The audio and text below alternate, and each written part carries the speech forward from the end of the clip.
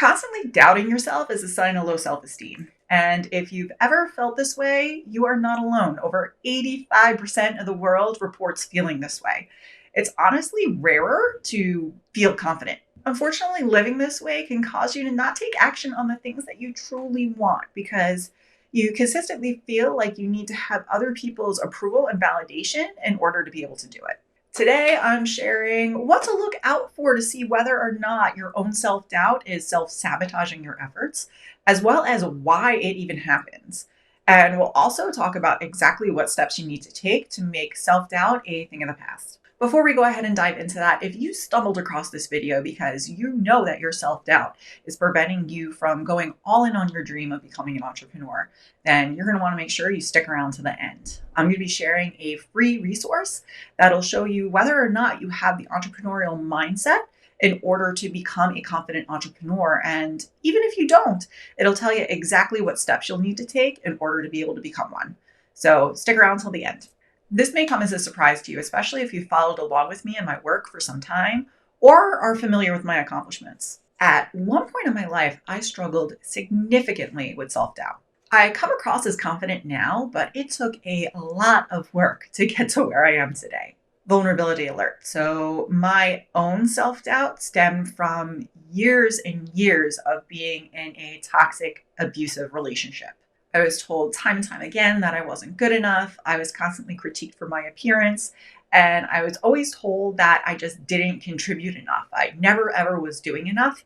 And it was something that I internalized and it felt awful. I also was, in my former professional career, a woman in an entirely male dominated industry. So I was consistently ignored, dismissed, and passed over, which over the years made me feel like I had no clue what it was I was doing. It finally took me leaving that very toxic relationship, as well as doing a lot of personal work on myself, investing time and money and energy into my own healing through therapy and other types of support to get through to the other side. So let me be clear, watching YouTube videos is no replacement for therapy, right? So if this resonates for you, I highly, highly recommend that you check that out. However, today I'm sharing what self-doubt feels like, why it even happens to begin with, as well as some easy ways that people can learn to manage it. So let's go ahead and dive in. What are some of the signs that you might be experiencing self-doubt? First and foremost, self-doubt always comes from a feeling of not being good enough. So that's a lack of self-confidence or lack of self-esteem. Because you don't feel good about yourself, you're going to doubt whether or not you have the abilities to do things, right? Or whether or not you're good enough. That definitely plays a huge, huge role.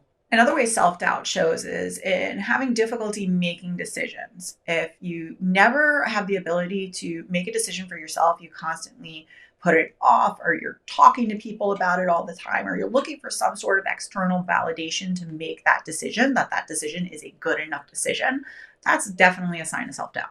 One of the ways that folks who struggle with self-doubt deal with difficult decisions is through procrastination. So if you have a tendency to procrastinate a lot, that's another sign of self-doubt. So it's much, much easier to put something off and to, move around a goal or make an excuse or procrastinate in some way, shape, or form than it is to deal with whatever it is the situation is that you're not confident that you can deal with. Constantly feeling like you're not in control. Right? So folks that doubt their abilities don't feel in control of their future or don't feel in control of, what they're actually able to do with their lives. So that actually ends up manifesting in other feelings like depression or anxiety, right? Because you're constantly, you never really feel secure in your own abilities to take care of something. You're constantly relying on other people and their approval in order to be able to do things. So why do people experience self-doubt? Truth is, really, we're creatures of habit. We learn from our experiences. So a lot of times it's through past negative experiences that we learn to have these feelings of doubting ourselves. So even in my own experience, from being in that toxic, abusive relationship and constantly being told all the time that I wasn't good enough, it was very easy for me to internalize that feeling and take it as truth, even though it really wasn't based in truth, right? So it ends up kind of becoming your reality inadvertently. So prior negative experience definitely play a huge, huge role, which also ties into past memories of being criticized, of having, your work taken down, being told that something you didn't do didn't work or that you failed or, any kind of negative attention in some way, shape, or form is going to make you doubt your abilities to be able to handle it efficiently in the future. And then another reason why folks end up feeling self doubt too is due to societal pressures. So I know, and for example, in my own family, we are high achievers, right? People, they go out there, they do what they set out to do, and they make it happen. And when that doesn't happen, then you're asked why, like, why weren't you able to do it? And it could be as simple as the, expectation to get straight A's or anything else that it's a said societal pressure or expectation that you're meant to meet.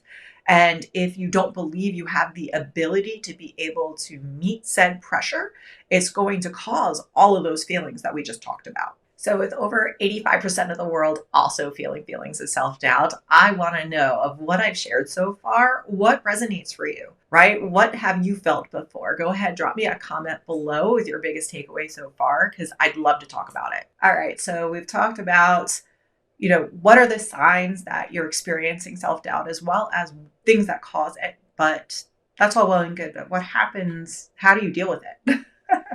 Right? So my number one recommended thing that you do, first and foremost, is change your social circle. So you need to be able to surround yourself with people who have done whatever it is that you doubt your own ability to do.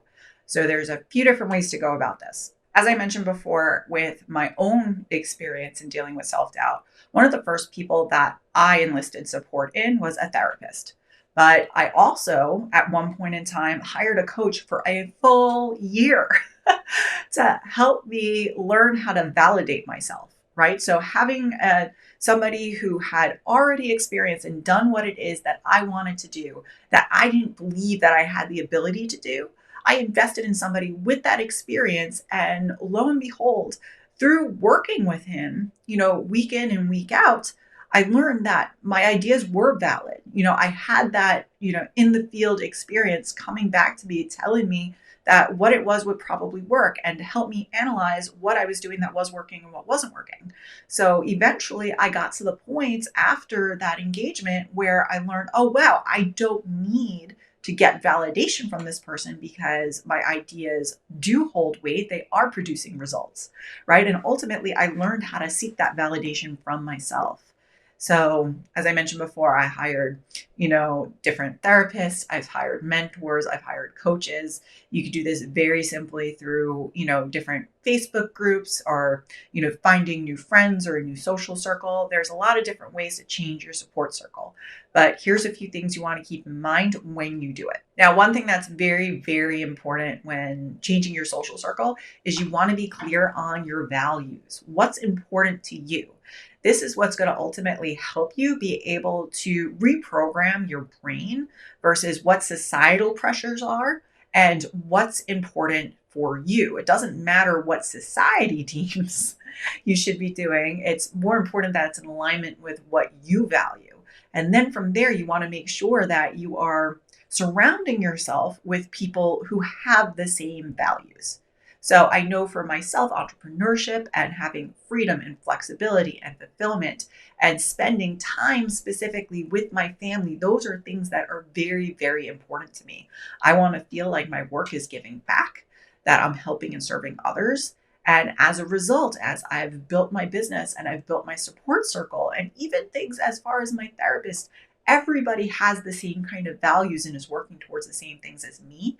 And that helps me, give me confidence as I'm moving forward that I'm taking the right action, the right initiative. Now, your support circle also will help you learn how to track your feelings, right? It doesn't matter whether you're working with a therapist or working with a coach or with a friend or a family member who maybe has experience with it. You have to get your feelings out into the world and articulate them and learn how to process them, because that's the only way that you learn that your self-limiting beliefs are based in, that they're false, and what you need to do to be able to reprogram them. Tracking how you're feeling and what the root of that feeling is very, very helpful. And because then when that feeling pops up, you have the ability to choose differently or choose a different thought moving forward. So when it comes to tracking your feelings specifically, you want to be tracking when your feelings of self-doubt pop up and identifying what is causing that feeling, right? So where's it coming from?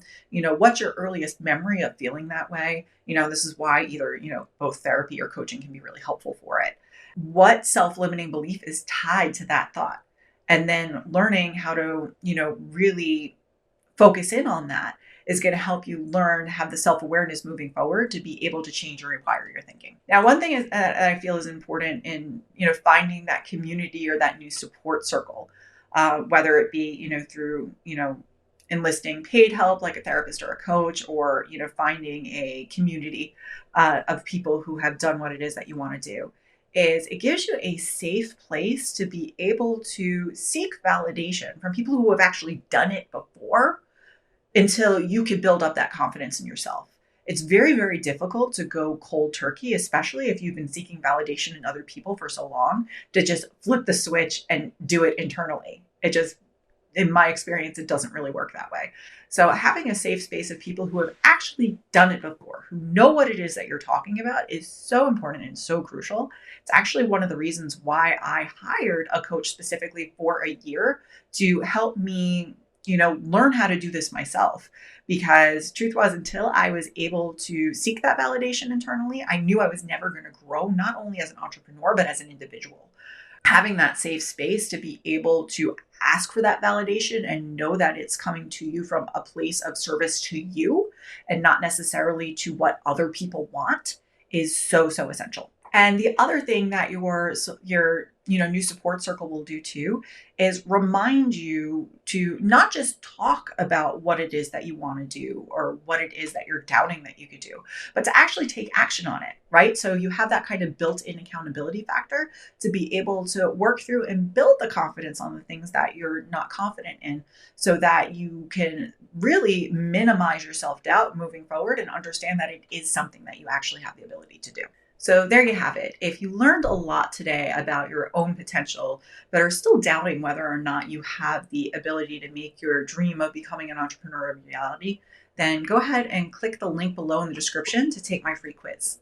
My entrepreneurial mindset quiz will help you learn whether or not you're a natural, or if entrepreneurial mindset is a skill that you have the ability to build. It'll also share with you exactly what needs to be done in order to make it happen. It's only 8 questions, and you can take it by clicking the link below. Hopefully you found my sharing how to overcome self-doubt helpful. If you like what you learned in this video, be sure to check out these videos next. And if you really found it valuable, be sure to like, subscribe, and share it with your friends. I'll see you next time.